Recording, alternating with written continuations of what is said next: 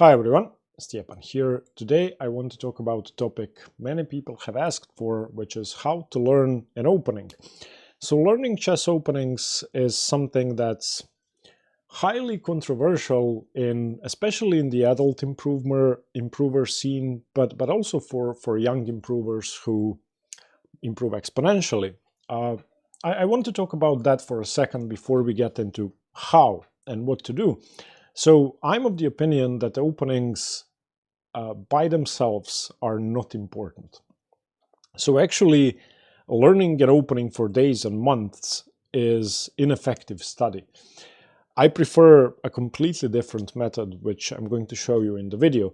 That being said, those people who say that knowing openings well doesn't benefit you are wrong. And understanding an opening, knowing the middle game ideas, knowing the end games you get, knowing the tactical tricks you get in an opening, knowing where to put your pieces, knowing when your king can be unsafe in an opening, all of those things are important. Now, when I talk about this, I'm mainly going to refer to tournament play and actual serious chess. Of course, this is also applicable to online games, but let's just say a 90+30 classical game over the board, and I play the Caro-Kann. Now, I'm going to use the Caro-Kann as an example throughout this video because it's the only opening in chess that I can say I know a bit about. I don't know much, I know something after almost 9 years of experience. So I'm over the board, I'm playing this opening, and I've analyzed hundreds of games in the Caro-Kann. I've played hundreds of games over the board. I've probably played thousands online. I understand the ideas. There is barely anything that could surprise me between the opening and move 20. I've seen most of it before. So that gives me an edge. Why? I'm usually going to know where my pieces go without having to think too much, whereas if I played the French, I would probably misplay something and lose. I'm also going to save time. I'm probably not going to fall for a cheap tactical trick, although if you've seen my videos, sometimes I do, but later on in the game. And if I get into an endgame, I know what to do. I know which piece traits favor me, and so on and so on. So knowing openings is a very, very useful thing. That being said, once again, taking an opening and trying to blindly learn variations is not only ineffective, but you will probably not be able to do it well. Okay, so now let's get into how. When I study new openings, I have a 4-step process which I use before I actually get to play it in a tournament game. Again, I'm not referring to online games. For online games, I'll just play anything and I don't care. So step number 1 is choosing variations which I think are, pleasant for me. So what I use for that is always lichess. Always. I don't use anything else. I could, I guess, use chess-base, but I don't want to because it's expensive and inferior to lichess. So let's say I'm looking at the tile variation. This repertoire, by the way, is available in the description. You can get it. It's my Caro-Kann 2.0 repertoire, which I think is pretty useful. And for the tile variation, I've chosen to go queen b6. Okay, so this is a line I found by looking at the lichess database. I saw that it's seldom played. I saw that black scores well. So once I see something interesting, I'm going to keep exploring. So then I see what the most common moves for white are. There is g4, there is knight c3, there is a4. And what I'm going to do is I'm going to go through all the moves and see whether logical conclusions of forcing lines are comfortable for me to play. And let's say this position. I'm staring at this position, which is, the end of a relatively forcing line. And if I can understand what's going on, then that's a good thing. If I don't understand anything, then I'm probably going to look for something else. So that's my step number 1. I will go through a database. Again, lichess is the best resource out there. It's also free.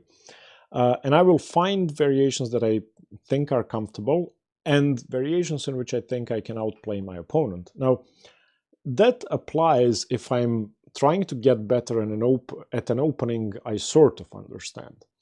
If I tried to learn a completely new opening, my process would be the same, but I wouldn't use understanding positions as a relevant metric, because understanding late opening and middle game positions, if you have no experience, cannot be expected. So I will adjust my process. Let's say I'm trying to learn, I don't know, the King's Indian. It's going to be different to me learning the Caro-Kann, but the same structure should apply. Find positions that you think are comfortable. You cannot expect to understand them.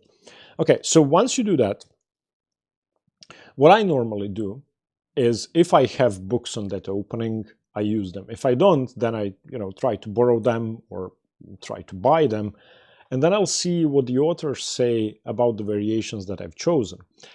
During step number 2, and you can also use courses, you can use, there are a million resources available online. One of them is this repertoire that you can download below. So if you've made your own Caro-Kann repertoire and you have a look at mine, maybe some lines that I'm recommending are going to be useful for you too.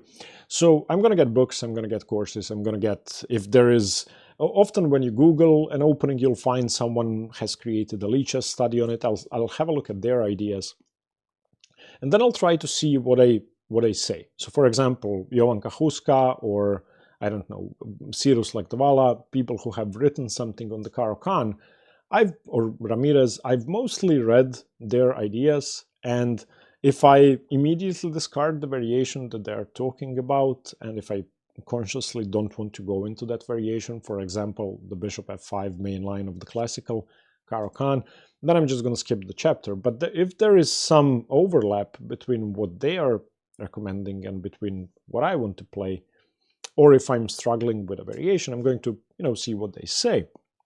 So I'm going to use any resource I can get once I've chosen the variations that I would like to play. Now, step number 3 is, I think, the most important one. So in the PGN you can download below, you will find these games. So what I do, and I have a couple of games for every variation in the repertoire. So if you know that this repertoire is about the Gurgenidze, so on knight c3 we go g6 instead of taking on e4. Okay, this game is transposing, but it's the Gurgenidze. So I will find interesting games in those variations in which my side won, so in this case black, and I will find players who I can follow. Wei Yi, for example, is the only top GM who plays the Gurgenidze system regularly. And even though it's, plus 0.6 for white, Wei Yi plays it regularly, destroys very strong grandmasters. So what I will do in this step is I will assemble a list of games, again using lichess, because that's the best way to do it in my opinion, and I will analyze them. If I reach a point that I don't understand, that's going to be applicable in step number 4. We're going to get to that. But let's say I'm going through a game, I'm learning the ideas, I'm going to play guess the move, I'm going to try to guess Wei Yi's next move and then just make a move for white. So in this case, castling is normal. I know a5 because I've played against Frank Gertosio in France last year, and that's when I started preparing the Gurgenidze. And before playing that game, a week before that tournament, I'd actually analyzed this game. And I was looking at a5 and trying to figure out what Wei Yi is trying to do. And normally, with a5, you play knight a6, c7, get the knight to d5, and so on. But Wei Yi surprised me because on a4, he played knight d7 straight away, and I couldn't figure out how. And then I saw that he transferred the knight to d5 a different way. So you learn stuff like this. And normally, if I had black here, or while I was analyzing the game, I played knight a6. And if white plays c3, then we play knight c7. If they don't, if they eventually play c4, then we have the b4 square. So that's just an example. But basically what I'll do in step 3 is I will get as many games as I can relevant to my variations. And there's an easy way to do it. Just open the lichess book, and you will see whether any games have been played in the variation. And if black won, go to that game. Insert it into your repertoire. Of course, if black won a losing position, then move on to the next game.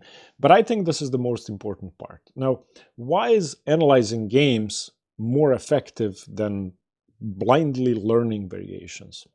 Firstly, you recreate tournament conditions, and I cannot highlight this enough. During a tournament game, you don't get an hour to memorize opening lines. You have to think for yourself. So trying to do that while learning an opening is more effective, and it's also more fun. You don't feel like you're going crazy because you're trying to memorize 20 moves of theory. Instead, you're trying to figure out, why did Wei Yi play knight d7 here when I would have played knight a6? And I know from many of Wei Yi's games that you usually play knight a6 and not knight d7. And when you encounter a position like this one, you stop and think and you figure things out. For example, in this position, bishop f4 is a move against which Wei Yi sometimes plays g5 and forces the bishop to commit to one of the two diagonals. Okay, so that's an idea. And when I first analyzed the Wei Yi game in the Gorgonidze, I didn't even consider g5. And then I saw he played it in this game also. He played it later. So basically, he shut down the bishop on h2. And he wins many of his games in the Gorgonidze by shutting down the bishop, weakening his king relatively, and gaining an advantage because he's basically up a piece. And I played a game in my last tournament where it was the Panov. It wasn't the Gorgonidze, but I pushed my pawn to f5 and then to f4, and there was a dead bishop on h2 for the rest of the game. So I used Wei Yi's opening pattern to win a game. Why am I saying this? Going through games and learning patterns like these is important because even if you're out of book, even if you don't know bishop f4 in that exact position, you will know that maybe g5, f5, f4 is still an idea if after g5 they don't play bishop to d2. You will arm yourself with an arsenal of patterns you can use regardless of the exact position. So, instead of learning lines, analyze games. Resources today are abundant. You can do everything I talked about up to this point absolutely for free on lichess. Now, step number 4. I would say this is almost as important as analyzing games, and that's practicing positions you don't understand. In an ideal world, okay, Daniel, my teammate, just messaged me 5 minutes ago, training today. We're gonna, so last time we played a training game, he said, can we play a game in the Caro-Kann? I want to study something. He crushed me in the advanced variation with c4. But if you have a teammate or an actual person you can play against, then that's ideal. Play against them, analyze the game afterwards, and there is no best training. Why am I saying play entire games when I'm talking about learning openings? Because you're learning opening patterns, middle game patterns, end game patterns, tactical patterns. The way I lost that game was astonishing. I'm never going to do that again. Now, if you don't have a teammate, if you live somewhere where you don't have access to a chess club, there are alternatives. What I do is I use Nocti. So first of all, Nocti offers repertoires, which you can practice in. Nocti is a human-like AI. You can select its difficulty. It's going to give you immediate feedback, and then you get to play out positions you're trying to learn against a human-like opponent instead of memorizing lines. So as you can see, I have a bunch of repertoires. One of them is the one I'm showing you in the video. Once again, link available in the description. You can play that opening against Nocti, select its difficulty. I'm going to select black. Let's say blitz game, like here, rook 2, and let's play. So Nocti is going to be giving you feedback. It's going to be playing moves from your repertoire, and eventually you will learn by gaining experience. Now, the good thing about Nocti compared to engines is that even if it's worse, it's not going to play absurd moves, give up pieces. It's going to try to trick you. If it's winning, it's not going to play perfectly. So, repertoires. Probably even more important are themes. And what I do on Nocti, as you can see here, I have a theme for basically any opponent I've played recently. I also did some for the World Championship. So for example, here, exchange Caro-Kann with no bishop d3. And this particular one was very confusing to me a few months ago. This is my prep for Igor Fatoric, my prep for Illich, who I played in the Tarash. So basically, you can create a theme with positions you don't understand. And as you can see here, I've selected a couple. You have a link to this theme below.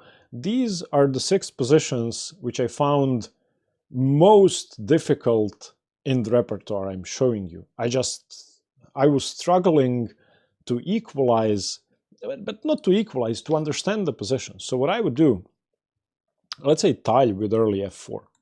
Go to this, and I'm playing black. White has just played f4.